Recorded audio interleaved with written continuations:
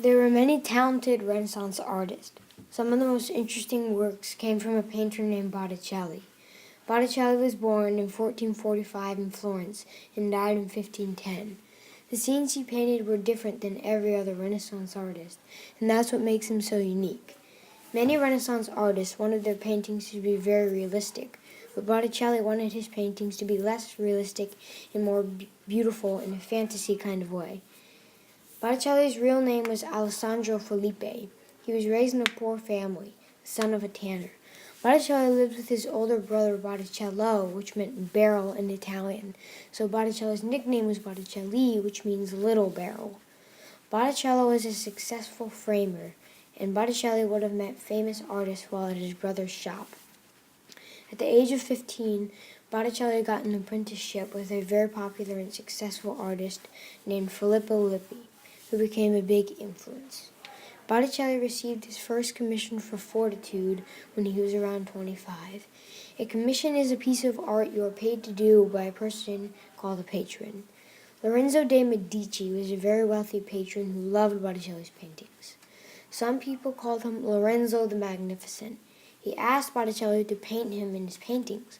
If he did that, then he would spread the word of Botticelli's paintings. That's what made him so famous and wealthy. He was so popular that there were counterfeits of his work. He hired his late teacher's son, Filippino Lippi, to be his apprentice. Lippi's early work looked a lot like Botticelli's. He even made a painting called El Amico di Sandro, which means friend of Botticelli. He was hired by the Pope to decorate the walls of the Sistine Chapel in Rome. He painted frescoes of Moses and Christ, and you can still find them there today. This was the only time Botticelli was known to work outside of Florence. Some of his paintings were of Greek and Roman mythology, and many of them were of Jesus and Mary. He was also known for his drawings and illustrations. Two famous examples are Allegri of Abundance and Inferno the Eighth. He used lines to border people and objects in his paintings, which helped him give a feeling of movement to his paintings. A very famous religious painting was the Adoration of the Magi. In it is the Medici family and Botticelli gathered around Jesus and Mary.